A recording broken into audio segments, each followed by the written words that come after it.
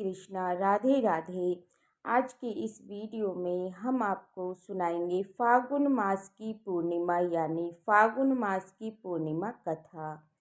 इस फागुन पूर्णिमा की दिन सुनने से व्यक्ति को पापों से छुटकारा मिलता है, साथ ही सुख समृद्धि में वृद्धि होती है। महालक्ष्मी की कृपा से धन लाभ के योग बनते हैं।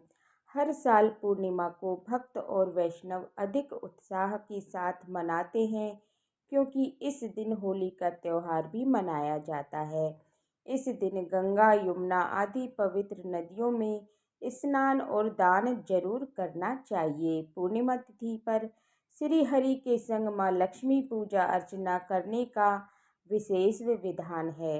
इससे भक्तों की हर मनोकामना को भगवान श्री हरि विष्णु पूजा करते हैं और साथ ही इस फागुन पूर्णिमा का व्रत करने से सभी दुख और कष्टों से मुक्ति मिलती है। इस दिन होलिका दहन में अग्नि की परिक्रमा करके भगवान विष्णु दुख और कष्टों को दूर करने की प्रार्थना की जाती है। धार्मिक मान्यताओं के अनुसार फागुन पूर्णिमा के सर्वाधिक शुभ चंद्रदेव की पूजा करने से भक्तों को मनोवांछित फल की प्राप्ति होती है।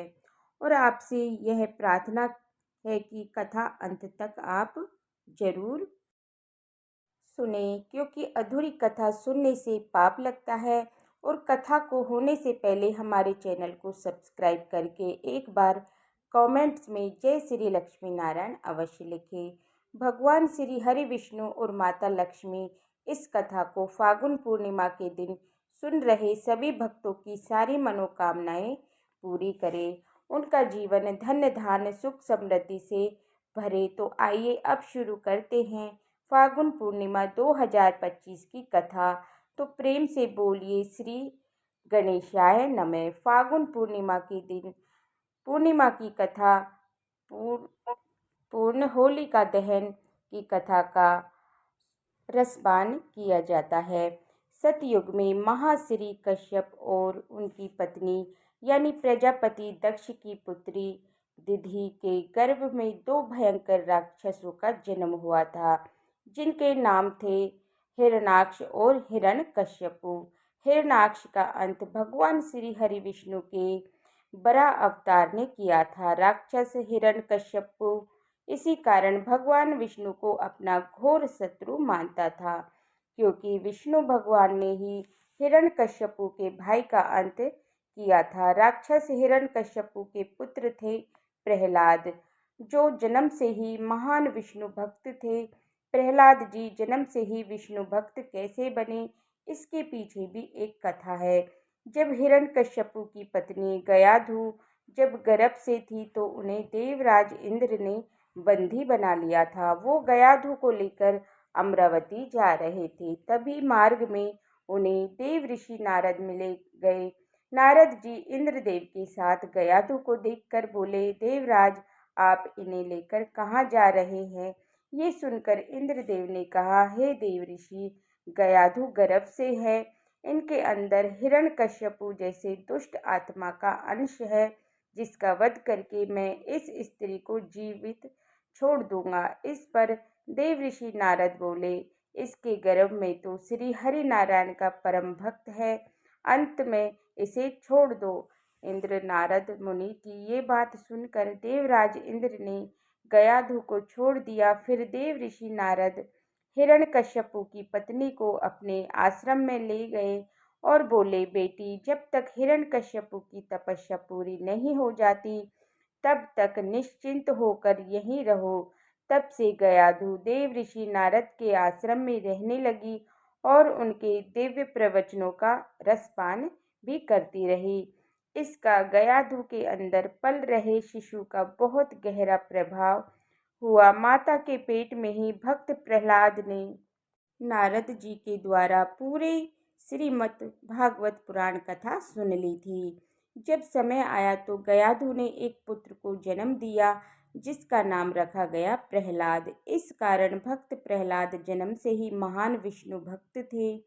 हिरण्यकश्यपु अपने पुत्र प्रहलाद को खत्म कर देना चाहते थे, क्योंकि उसका पुत्र ही उसे भगवान मानकर श्री हरि विष्णु की भक्ति करता था और हिरण्यकश्यपु को ये बात सहन नहीं थी।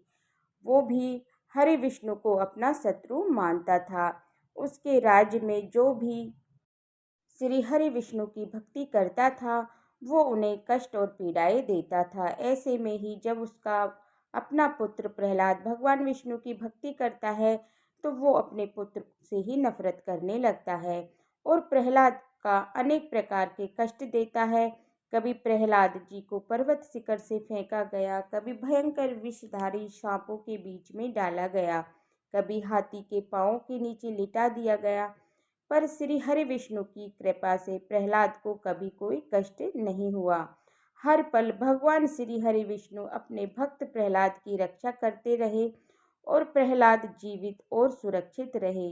इस कारण हिरण्यकश्यपु अपनी बहन होलिका को बुलाता है और होलिका को ब्रह्मा जी का वरदान था कि अग्नि में वो भस्म नहीं हो सकती, अग्नि उसका कुछ नहीं बिगाड़ सकती। ऐसे में राक्षसी होलिका प्रहलाद को भस्म करने के उद्देश्य से उसे गोद में लेकर अग्निकुंड में बैठ जाती है। पर श्री हरि विष्णु की कृपा से भक्त प्रहलाद नारायण नारायण नाम का जप करते हुए सुरक्षित रहते हैं और उल्टा होलिका ही भस्म हो जाती है। तभी से बुराई पर अच्छाई की जीत। राक्षसी होलिका के भस्म होने पर भक्त प्रहलाद की अटूट भक्ति, प्रेम और श्रद्धाओं की विजय होने की खुशी में हर वर्ष होलिका दहन का उत्सव मनाया जाता है। आइए अब सुनते हैं फागुन पूर्णिमा की दूसरी कथा। पूर्णिमा का दिन भगवान विष्णु और माता लक्ष्मी को समर्पित माना जाता है। धार्मिक मान्यताओं के अनुसार इस दिन लक्ष्मी नारायण जी की पूजा करने से जीवन में सुख, समृद्धि और धन वैभव की प्राप्ति होती है, क्योंकि इस दिन किए गए दान का फल अन्य पूर्णिमाओं के मुकाबले 32 गुना अधिक बढ़कर मिलता है। इस दिन दान, तप और पूजा करने वाले लोगों को पूरे वर्ष के सभी पुण्य कर्मों के समान फल की प्राप्ति होती है। ये दिन व्रत और पूजा के लिए बेहद ही विशेष माना जाता है, क्योंकि इसे से हर मनोकामनाएं पूर्ण करने वाला दिन माना जाता है। इसलिए इस दिन व्रत रखकर भगवान श्री हरि नारायण की विशेष पूजा की जाती है। पूजा में ओम नमो नारायणे मंत्र का जाप करते हुए भगवान श्री हरि विष्णु को गंध, पुष्प और नैवेद्य आदि अर्पित किए जाते हैं। सत्यनारायण की कथा भी आयोजन किया जाता है और पूजा स्थल पर वेदी बनाकर हवन किया जाता है। द्वापर युग में एक बार माता यशोदा के अपने पुत्र भगवान श्री कृष्ण ने कहा, हे कृष्ण, तुम संसार के रचयिता और पालन करता हो। आज मुझे कोई ऐसा उपाय बताओ जिसे करने से स्त्रियों को सौभाग्य की प्राप्ति हो, साथ ही उनकी सभी मनोकामनाएं पूर्ण हो। तब भगवान श्री कृष्ण ने कहा, हे माते यशोदा, मैं आपको एक अचूक उपाय विस्तार से बताता हूँ। स्त्रियों को सौभाग्य की प्राप्ति के लिए 32 पूर्णमासियों का व्रत करना चाहिए। इस धरती पर एक राजा थे जिनका नाम चंद्रहास था। वे अनेक प्रकार के रत्नों से परिपूर्ण कांति का नामक नगरी पर राज्य करते थे। उसी नगरी में एक धनेश्वर नामक ब्राह्मण था जिसकी स्त्री अति सुशील और रूपवती थी। उस ब्राह्मण के घर में धन धान्य आदि की कोई कमी नहीं थी, लेकिन उसकी कोई संतान न होने की वजह से वो सदा दुखी रहता था। एक दिन उस नगरी में एक तपस्वी आया। वो तपस्वी उस ब्राह्मण के घर को छोड़कर सभी के घरों से भिक्षा लेता था और अपना पेट भरता था। एक दिन तपस्वी भिक्षा का अन्न प्रेम पूर्वक एक नदी के किनारे बैठकर खा रहा था कि तभी धनेश्वर ब्राह्मण ने वहां आकर उस योगी को ये सब कार्य करते देख लिया। धनेश्वर ब्राह्मण उस योगी के पास जाकर बोले, हे महात्मन, आप सभी के घरों से भिक्षा लेते हैं, लेकिन मेरे घर से आप कभी भिक्षा नहीं लेते, न ही आप कभी मेरे घर आते हैं। भला इसका कारण क्या है, क्या मैं जान सकता हूँ? तब योगी ने कहा कि निसंतान के घर की भीख पतितों के अन्न के तुल्य होती है। और ऐसे में जब पतितों का अन्न खाता हूँ, वह स्वयं भी पतित हो जाता है। क्योंकि तुम निसंतान हो, इसलिए मैं तुम्हारे घर की भिक्षा नहीं लेता हूँ। योगी इस बात से धनेश्वर ब्राह्मण को बहुत अधिक दुख हुआ और वो उस योगी के पैरों पर गिर पड़ा और कहने लगा, हे महाराज, कृपा करके मुझे पुत्र प्राप्ति का उपाय बताइए। मैं पुत्र न होने के कारण बेहद दुखी रहता हूँ। सब कुछ होते हुए भी मैं खुश नहीं हूँ। आप मेरे इस दुख को दूर करने का उपाय बताइए।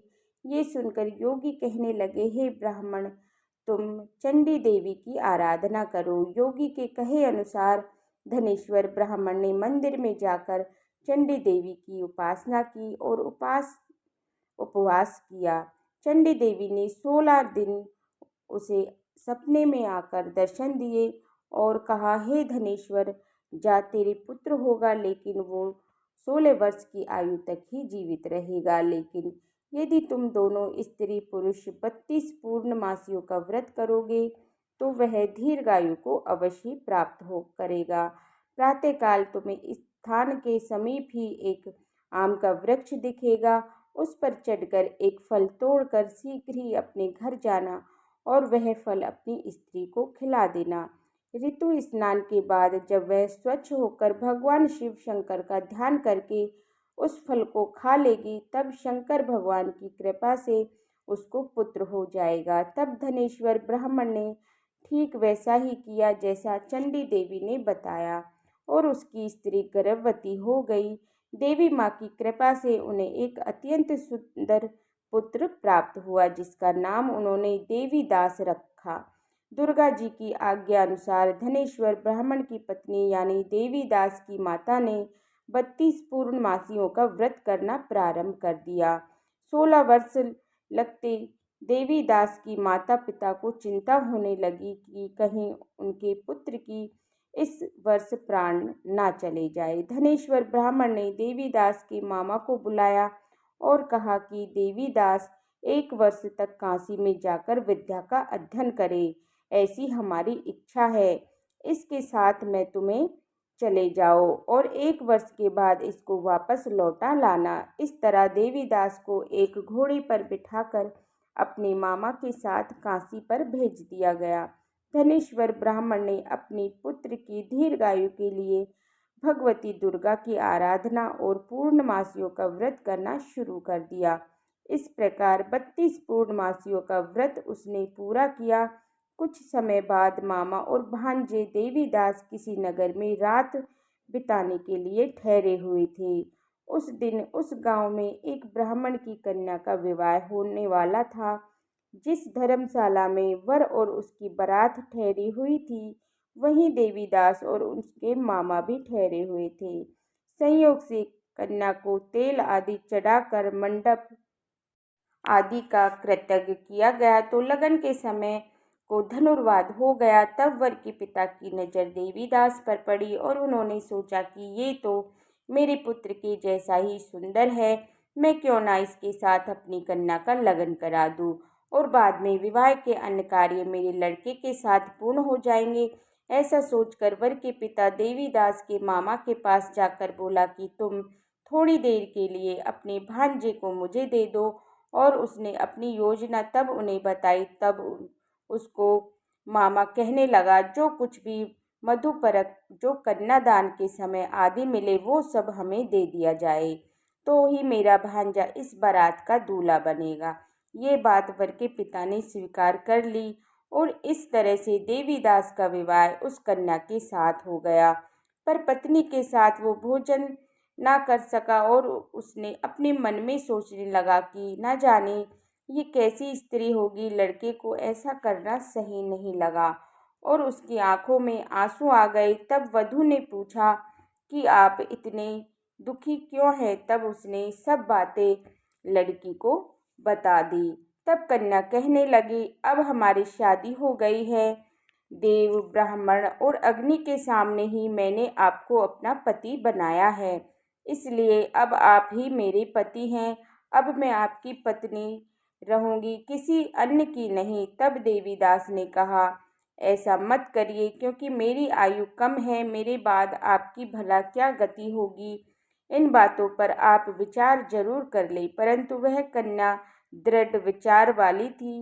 वो बोली, जो गति आपकी होगी वही गति मेरी होगी। इसके बाद देवीदास और उसकी पत्नी दोनों ने भोजन किया और रात्रि में सोते रहे। प्रातःकाल देवीदास ने अपनी पत्नी को एक अंगूठी दी और एक रुमाल दिया और बोला, हे प्रिय, इसे लो और इसे संकेत समझकर सिरचित हो जाओ। आदि मैं जीवित रहा तो अवश्य वापस आऊंगा, वरना समझ लेना कि मेरा अंत हो गया है।